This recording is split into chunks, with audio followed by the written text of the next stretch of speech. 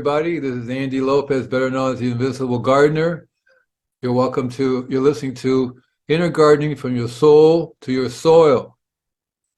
On today's show, I'm going to be talking to you about some sources of my rock dust.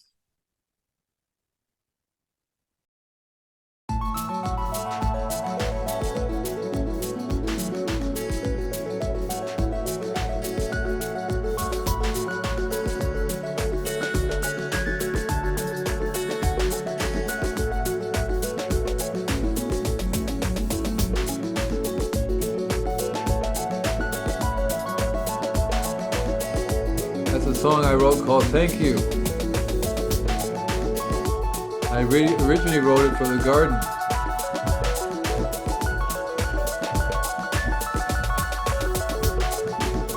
I know you're going to really like this show. Spent a lot of time putting it together for you. And I want to just pass on as much information to you as I can.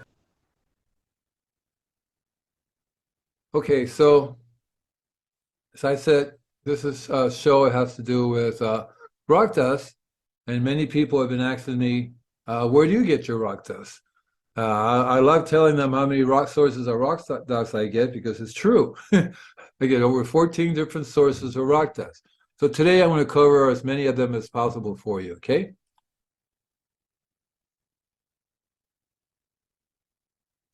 I guess I still got a little bit of time. I put this show together. It's pretty cool. That's in my hand. You can see the different types of rock dust in there. You can almost count the different types in there. There's one type of rock dust that I didn't include in today's show. I forgot all about it. It's called soft rock phosphate. Ask me about it next week, and I'll put up a source where I get it from. Actually, I did mention the source of it, and I will talk about it when that source comes up. I'm going to give you the address of websites where you can go to. I'm going to give you one of my favorite sources of information on how to get rock dust. It's called Remineralize, right? And they have two different websites. They have remineralize.ning.com, Ning.com, and they all have their main website is remineralize.org. And Remineralize is Remineralize. This is right here. It tells you all the different sources of rock dust in the world, but lots of it in the United States. You can get sources anywhere. But you just find, usually what I tell people, find the closest source of rock dust to you. You don't have to pay for so much shipping. And there are some rock dust sources I'm going to show you that actually bring rock dust from all parts of the world. So you only have to pay shipping from that part of the United States. That's pretty cool. And I'm going to give you the names of that place too. There's two of them that I posted up there. There's lots and lots of dust, lots of sources of rock dust. You don't have to stick to these, but these are the ones that I use, and people want to know what I'm using for my sources of rock dust. And I tell people all the time that rock dust is a way to remineralize the earth. I'm actually going to hopefully have the author on Remineralize the Earth on, and we'll see if I can get him to come on and talk about Remineralize the Earth. It's a very interesting way that the earth remineralizes itself. And we pretty much have stopped that process because Mother Nature is very good at recycling, but we have stopped the system of recycling that Mother Nature has. Here's another batch of rock dust that's in my hand, another different, because I get, it depends upon how I feel like. And sometimes I put them all together and use them that way. But all throughout the year, they all get the different sources of rock dust. And the reason for that is because they all have different amounts of trace minerals in them. See, some rock dusts are more rich in calcium, iron, magnesium than other ones. One of my favorite sources is called Down to Earth. This is the place I was going to say to you about the soft rock phosphate, because it's a naturally mined source of soft rock phosphate. Very, very important. Really, really, really is very important for vegetables and for the health of the plants and for the health of people. But they also have azomite. They also have several other different types of sources of rock dust. You just have to look for it. And I would get a blend. Try to get as many different sources as you can get your hands on. Blend them together and use a little bit of that. The key is a little bit. Remember, they're trace minerals. Use too much, they become toxic. So you use a little bit on a regular basis. And it's important too is that you can't just throw rock dust around. You have to have living soil that will take the rock dust and convert it into nutritional source that the plants can get to, right? A nutritional source that plants can get at. And that's very, very important, right? That's important because rock dust by itself, which has stayed on the ground for millions of years. This place is called Rock Dust Local. And this is one place I get 7 of my rock dust. And these rock dusts, by the way, are not all from the United States. That's what's so cool about it. And so you can just go up to rockdustlocal.com and look for it. By the way, I want to go back up for a second because I realize that people are not everybody's watching this. People are listening. So remineralize, I told you that how to spell it is www.remineralize.org, right? You go there, or remineralize.ning.com. That's one of the sources. And then I talked to you about Down to Earth, right? So, and those of you that are watching this video, you'll see the address up there, but I forgot that I converted it into an audio format, which means you're not seeing it. So the Down to Earth is exactly that, except that it's a little bit different. It's called www.downtoearthdistributors, distributors.com. Down to Earth Distributors.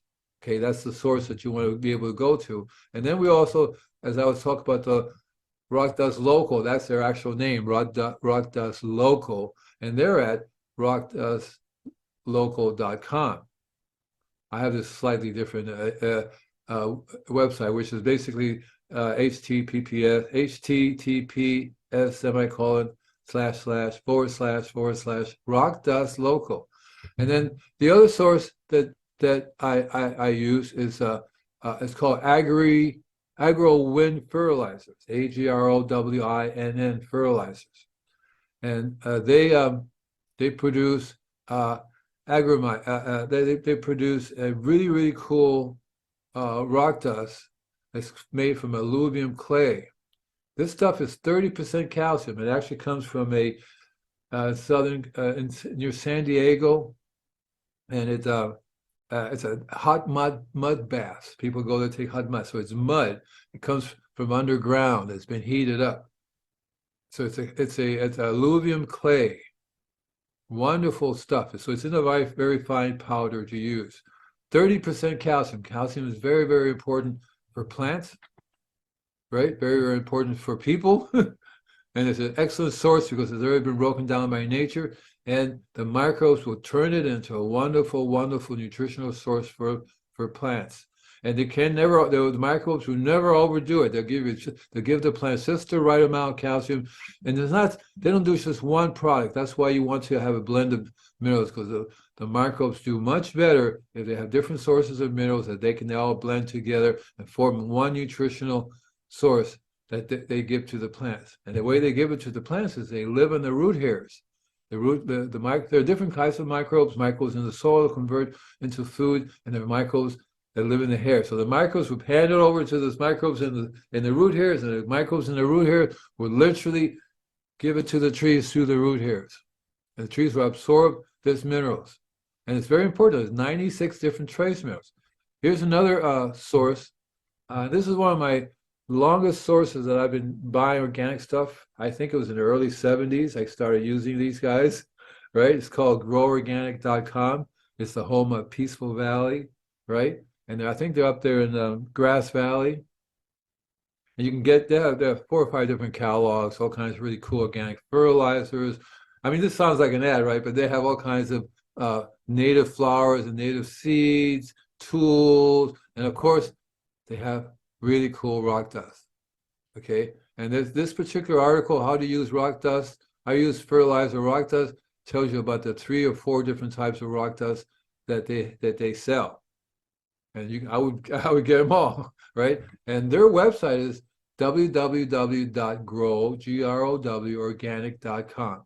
I would just go right to the website. Really didn't have to do the whole thing, but the article is really cool to read, and you can get your website, your rock dust there. You don't even have to mention Invisible Gardener. I don't have credit. I don't get credit or nothing for this, but I do want you to find. You don't have to get them all. You can start with 1 or 2 or 3 different varieties, and then blend them together, or just one at a time. It depends on your money and how much you can work with.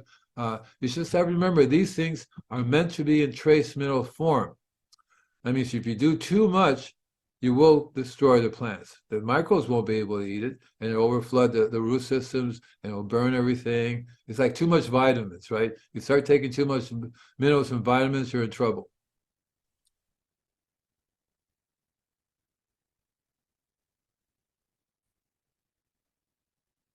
So go visit groworganic.com, pick up some sources of rock dust, visit some of these other places I was talking to you about. And then you remember you wear a mask because it is dust. Some of them are come in pelletized form, which I like. The powdered form are really easy to use to apply to turn into a liquid. Next week, I'm going to write it down here. Next week, I'm going to talk to you how to make a liquid from the rock dust, how to make your own liquid spray. That's going to be coming up next week, right? So I'll write here next week, rock dust liquid. I'm also going to talk to you about how to make your own liquid sprays. There's some secret things that I use. It's not secret. Everything's available anywhere, everywhere, right? And I'll talk a little bit about compost tea. There's just not enough time in these shows, and I like to produce them short enough to get your attention and then move on to next week to more subjects. And so let's see, where was I? So it's groworganic.com. What I do is I've been doing a natural heal the earth business since 1970. And I've learned that trace minerals is very, very important.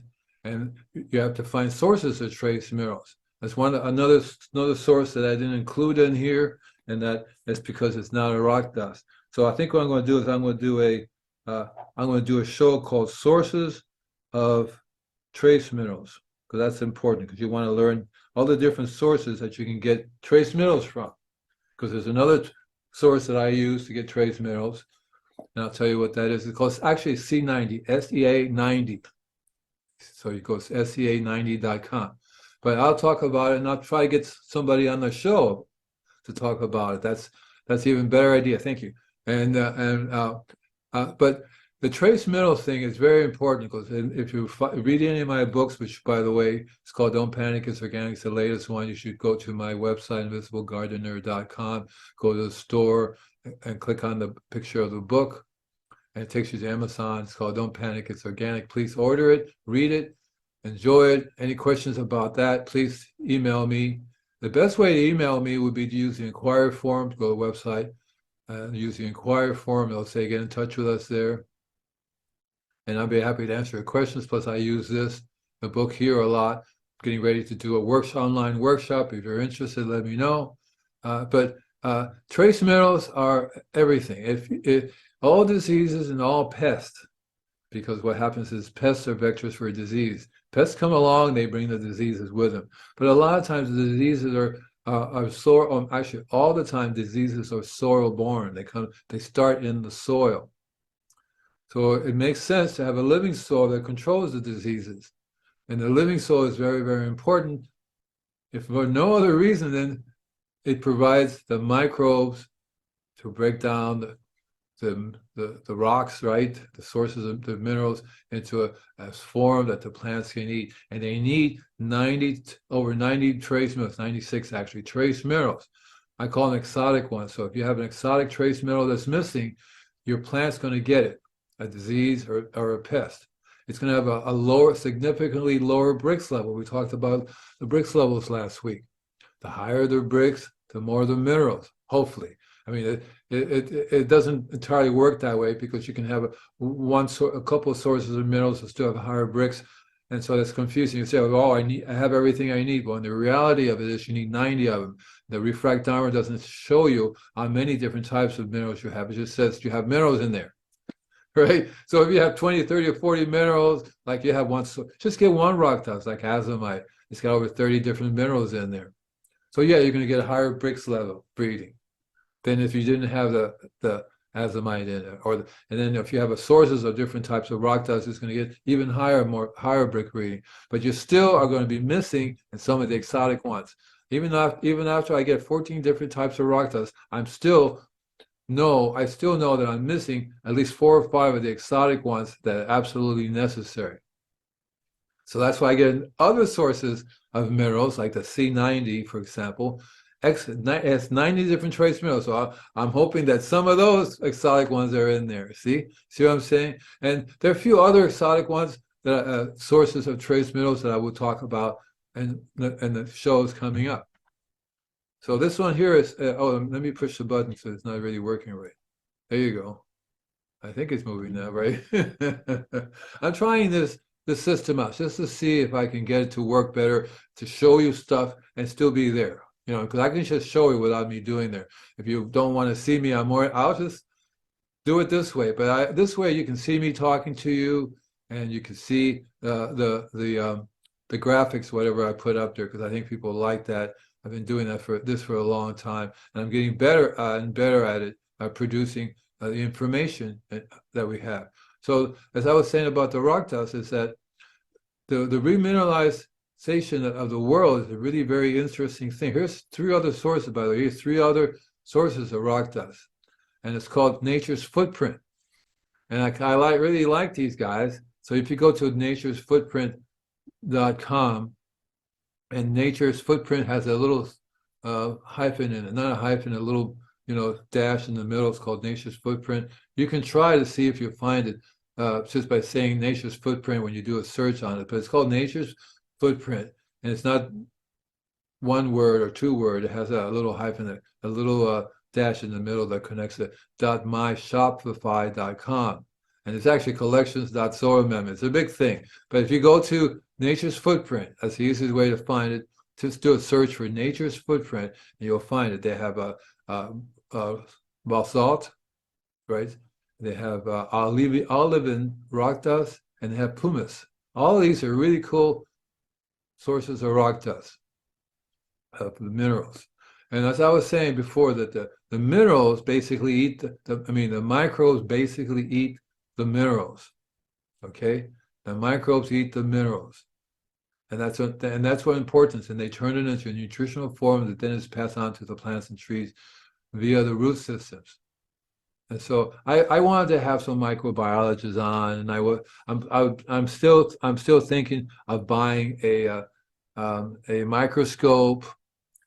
But they're saying, look, there's so many different types of microbes, you're never going to figure out the name. We're professionals at this, and we barely know a third of them. So all you're going to see is little squiggly things running around, right? And so I might do that anyway, so you can see the squiggly things where I won't be able to tell you what their names are, who they are, what they're doing. I just know that they're in there somewhere. And I was reading somewhere about there's more microbes in the soil than there are stars in the sky.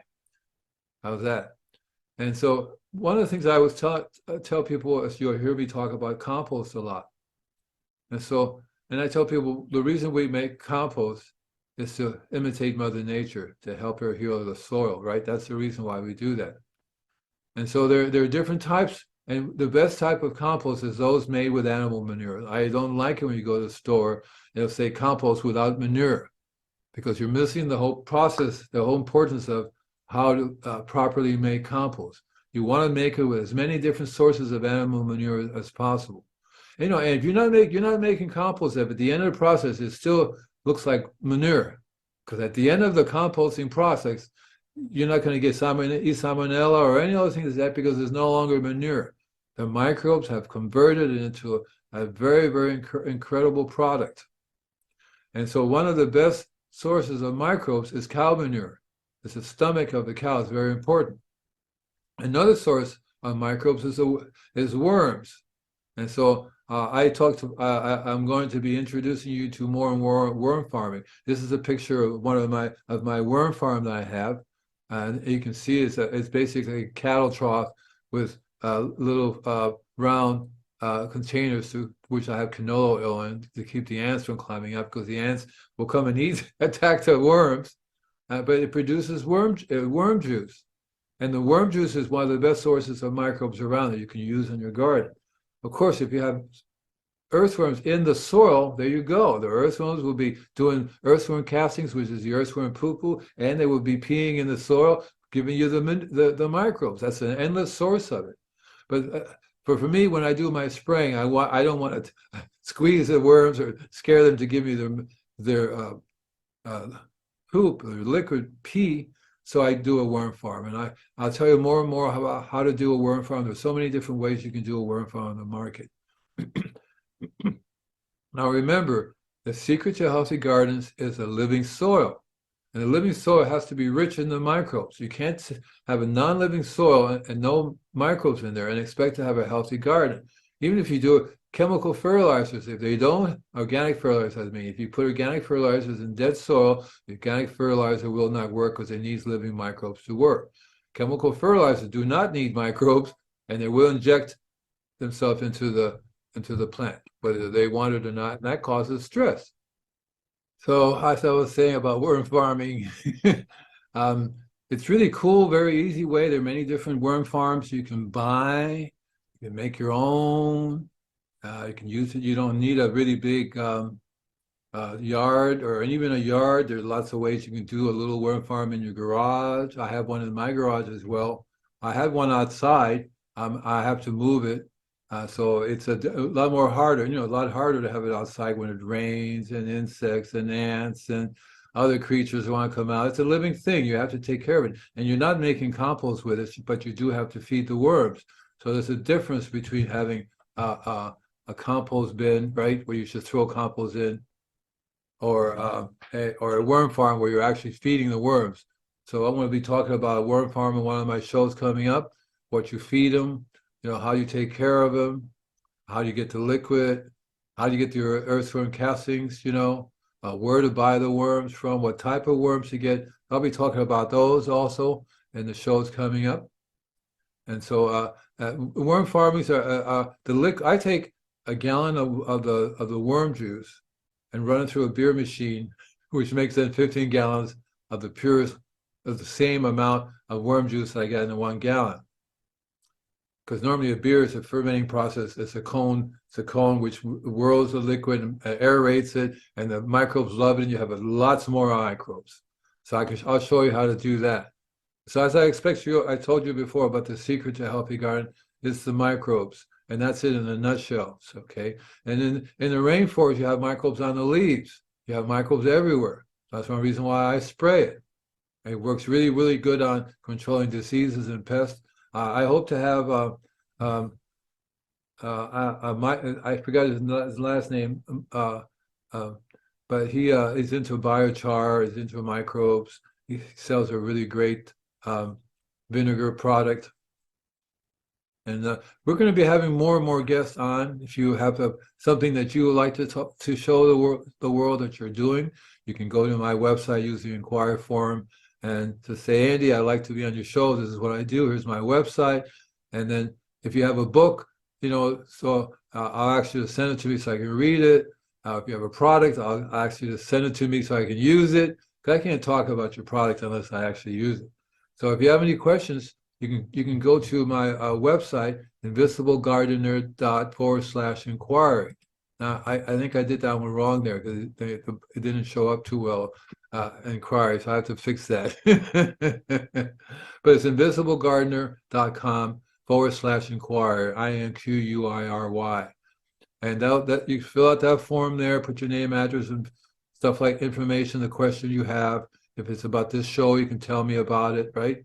And I'm more than happy to talk to you and answer your questions. If you have a new question, I'll make a whole show just on that for you.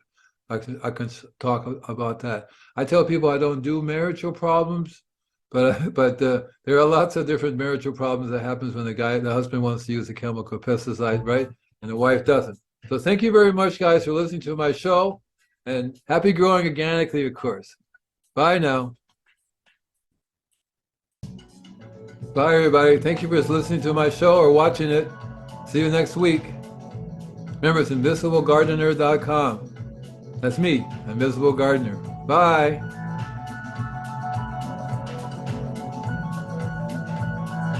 Bye.